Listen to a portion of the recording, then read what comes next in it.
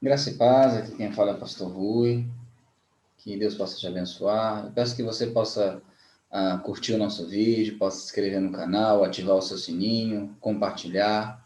E ainda na toada das confissões batistas, hoje eu queria falar sobre as primeiras duas confissões de fé batistas, né? A confissão de John Smith, de 1609, e a Confissão de Thomas Harris, de 1611, embora eu entenda que a primeira confissão é de Thomas Harris, de 1611, porque a igreja de John Smith ela foi dissolvida e virou menonita. Então, na minha opinião, a primeira confissão de fé batista é de 1611, que é a confissão adotada posteriormente pela primeira igreja batista de Londres, de 1612. E por que eu queria falar sobre isso? Tem um mito circulado há algum tempo, devido a alguns livretos de algumas editoras, como Fiel, Estandarte de Cristo, dizendo que os primeiros batistas, eles eram calvinistas, eram batistas particulares. Os batistas particulares vão surgir na década de 30 do século 17. Antes disso, já houve pelo menos duas ou uma confissão de fé batista, e em 1651 já havia uma confissão de fé redigida por 30 igrejas batistas gerais, não calvinistas. Então é um mito a argumentar que os batistas nasceram calvinistas, depois, com o tempo, eles deixaram o calvinismo, apostataram o calvinismo e agora estão se reencontrando com a doutrina original batista. Não é verdade. Os batistas, originalmente, nasceram gerais, nasceram com a crença numa expiação ilimitada. Então a gente vai ver aqui as duas primeiras confissões de fé, a de John Smith, que na minha opinião, embora tenha sua contribuição ao movimento batista, eu não considero ela, a minha opinião, como a primeira confissão de fé batista, devido ao fato que ele, a igreja dele, após a morte dele, ela foi absorvida pelos menonitas. Mas para fins de estudo, a gente vai ver aqui a declaração de fé de John Smith, né, e ver se ele era realmente calvinista. Afinal, os dois primeiros batistas são John Smith e Thomas Harris. Alguns vão dizer que os batistas gerais acabaram e só sobrou os particulares. Outra bobagem, porque em 1891, os dois grupos batistas da Inglaterra, gerais e particulares, se unem, formando a União Batista Inglesa, que existe até hoje. Então, também é uma mentira, isso também não ocorreu. Houve, sim, alguns batistas gerais que só casavam com membros da própria congregação, assim como havia batistas particulares que não evangelizavam devido à teologia hipercalvinista. Então, houve excesso nos dois grupos. Então, vamos à verdade dos fatos. Aqui é a confissão de John Smith, né? Ele fala no artigo 2, que Deus criou e redimiu a raça humana à sua própria imagem e ordenou a vida a todos os homens, nenhum sendo reprovado. Então, aqui cai por terra o supralapsarianismo e o infralapsarianismo. Eu não vou chamar a teologia de arminiana porque isso é anacrônico. Por quê? Porque os remonstrantes que vão dar origem à teologia arminiana, porque Arminio morre em 1609, ele surge em 1616. Essa comissão de fé anterior basicamente uma soteriologia comum entre os anabatistas, da qual Smith bebe muito. Também outro mito fala que eles não beberam, havia correspondência. Thomas Harris manda uma carta de advertência, contrariando algumas crenças dos anabatistas do continente, mas eles trocavam correspondência.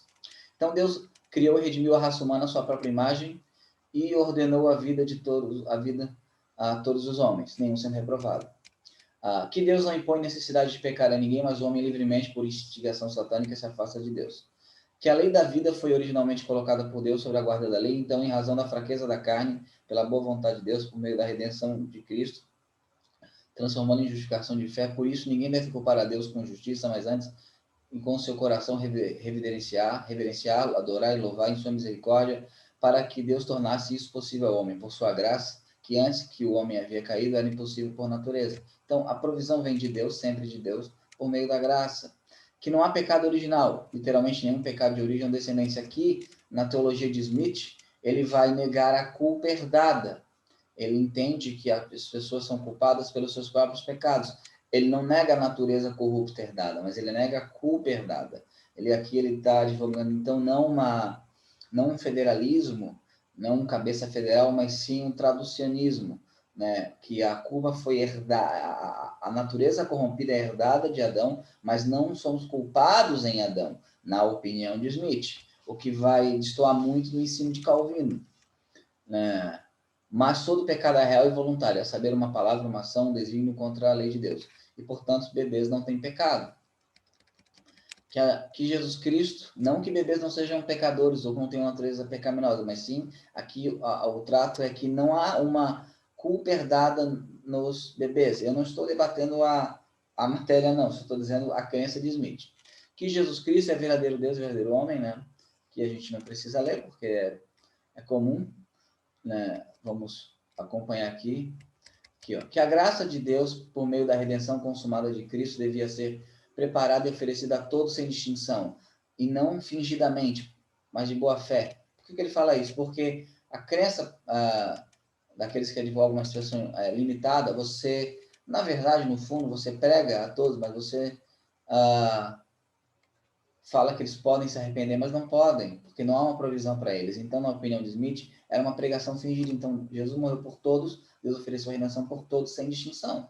Por isso, batistas gerais. Então, os batistas não nascem particulares, é mentira isso. Eles nascem gerais, mas de boa fé, em parte por coisas feitas, que declara as coisas invisíveis de Deus, em parte pela pregação do Evangelho. Né?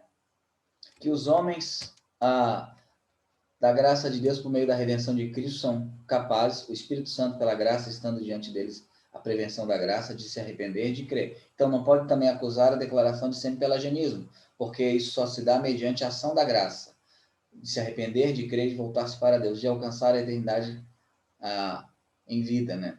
Então, por outro lado, eles são capazes de resistir ao Espírito Santo, afastar-se de Deus e perecer para sempre. Então, o que a gente observa aqui?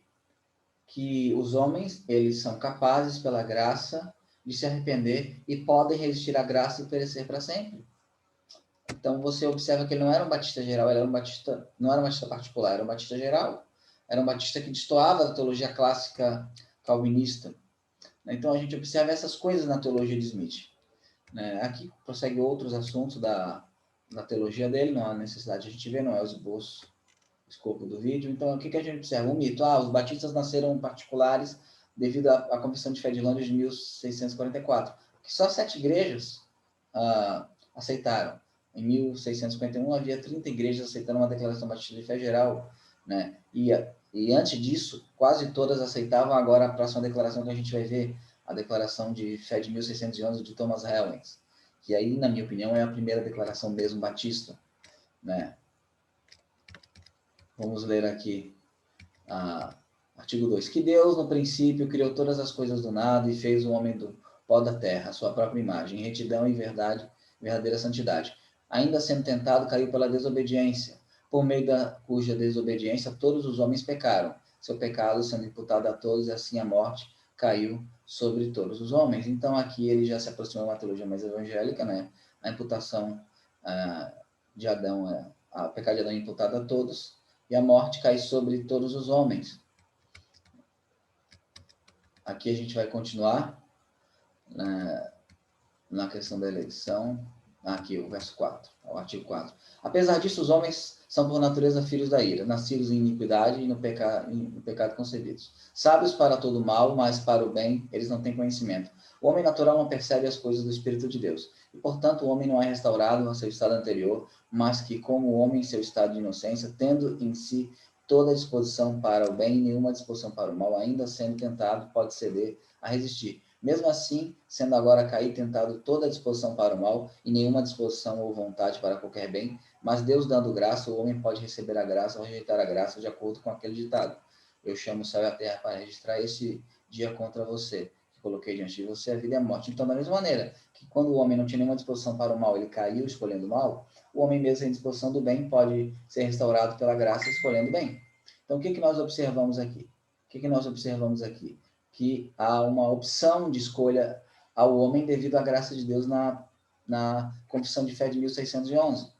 Que Deus, antes da fundação do mundo, predestinou que todos os que creem nele serão salvos. Então, na opinião de Helms e das igrejas batistas gerais, as primeiras igrejas batistas, Deus deu uma ordem, que todo aquele que cresce seria salvo. E outra ordem, e todos os que não crescem serão condenados. Tudo o que ele sabia antes, isto é, pela presciência. Esta é a eleição e reprovação falada nas Escrituras, a respeito da salvação e condenação, e não que Deus predestinou homens para serem ímpios e, portanto, para serem condenados, mas para que os homens ímpios sejam condenados, pois Deus deseja que todos os homens sejam salvos e cheguem ao conhecimento da verdade, e nenhum homem pereça, mas que todos venham ao arrependimento, e não deseja a morte daquele que morre. Portanto, Deus não é autor de condenação de nenhum homem, de acordo com a palavra do profeta. Tua destruição, Israel, é de ti mesmo. Então, na opinião de Smith, né, de Helms, de Thomas Helms, Deus determinou que todos que crescem fossem salvos e determinou que todos que não crescem fossem condenados. E ele sabe, de acordo com a sua presciência, aqueles que creriam. Essa é exatamente a concepção da declaração de fé da Convenção Batista Brasileira. A declaração doutrinária, exatamente a mesma. Não há uma acusação que os batistas se desviaram de sua crença original, ela é falsa. Ela é falsa. Né? Ela é falsa. Então, o que nós observamos aqui? Essas verdades aqui. Ainda assim, eu devo dizer que os batistas gerais, pelo menos boa parte deles, acreditavam numa perda da graça. Aí sim, uma influência dos batistas particulares na teologia da Convenção Batista Brasileira. Por quê? Porque nós não acreditamos que o homem pode cair da fé a modo de se perder. Né? Mas os batistas gerais tinham essa prática, esse costume, alguns deles, pelo menos. Mas o que nós observamos aqui? Não há desvio nenhum, é uma falácia dizer que os batistas nasceram particulares, é mentira. Os batistas gerais nunca deixaram de existir. Até mesmo Roger Williams, o primeiro batista americano, ele não era um batista particular inglês que foi para os Estados Unidos. Ele era um congregacional e em solo americano se torna batista. Então a gente tem que desfazer de alguns mitos, algumas falácias, né, e botar as verdades dos fatos, né, independente se a nossa teologia concorda com os fatos ou não, os fatos são os fatos. Né? Então, que Deus abençoe você, que você possa aprofundar nos seus estudos, né, que a gente possa cada dia mais crescer na graça, no conhecimento do Senhor Jesus Cristo.